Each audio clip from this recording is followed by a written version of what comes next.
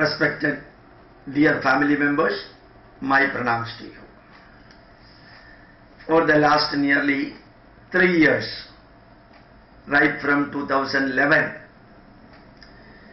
I used to upload the speeches in Malayalam, majority of the speeches in Malayalam, some in English, some in Hindi also, in which I touch upon the heritage of India, culture of India, Indian values, Indian politics, meritorious people, and opposite of that.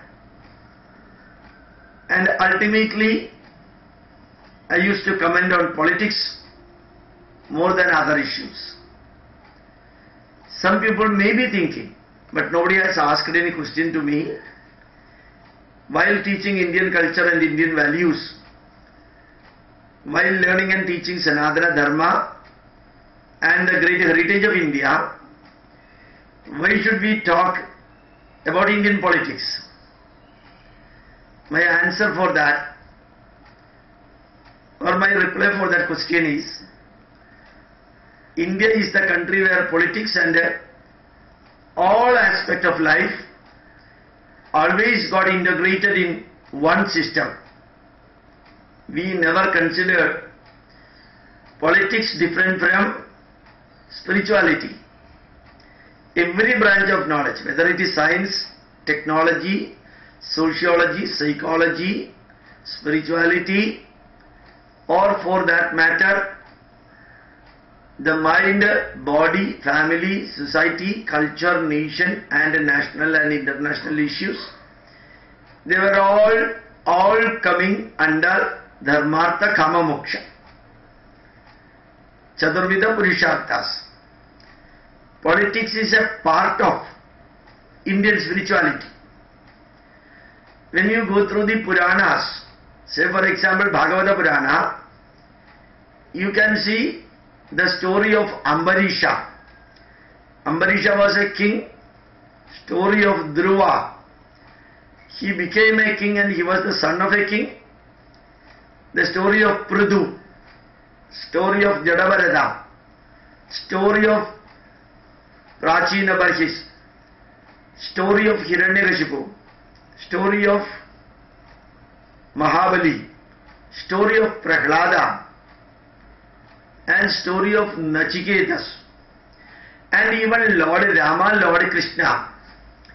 They were all the kings and the family members of kings. And in Mahabharata you can see it is the history of the ruling family, Kauravas and Pandavas, and those who are associated with them. Even the rishis were there as Raja Gurus. They were not away from the politics. Vasishtha was the Raja Guru for Dasharatha, and Vedavyasa and others were the Raja Guru for Dhritarashtra and Pandu, and also for Dharmapatra later. And you can see in Ramayana, all were kings. Sri Rama was king, Dasharatha was the king, Bali was the king, Ravana was the king, and take for that matter every one of the historical literature, epics, they were all kings. So in India, politics is not different from Indian spirituality, Indian dharmic values, Indian messages, Indian ethos and values. So, talking about Indian Prime Minister, talking about Indian President, talking about the politicians, both positives and negatives. These are all part of Indian culture, and the only thing is that in other cultures and other country, politics had an upper hand and culture had a lower hand. But in India, culture has got 90% role and politics has got 10% role. That is why when Indira Gandhi was killed, when Lal Bahadur Shastri was killed in Tashkent, when Rajiv Gandhi was killed, India stood without any problem. When Khalistan problem was there, when Assam revolution problem was there, when Meghalaya terrorists were there, Mizoram Naxalites were there, Naga revolutionaries were there, India stood without any problem. When Kaveri water problem was there, when Chandigarh as the capital problem was there, and when Belgaum land problem was there, India stood united. Not because of the politicians, but because of the culture. Politics is the part of Indian culture. Whereas politicians are becoming cultureless. That is different. That is their life. But still India is united. India will remain united because of the cultural values. Even the Christians and Muslims started taking Indian cultural values, even though with a minor distortion. Remember that without Indian cultural values, one cannot survive in India, because that is the blood of India. Swami Vivekananda said, if one Hindu getting converted into Christianity, this is repeated by Mahatma Gandhi also, one Hindu getting converted into Christianity, it is not a problem that the number of Hindus decreased by one or the number of Christians increased by one. It is the fact that one enemy has been created for India. This is what Swami Vivekananda said.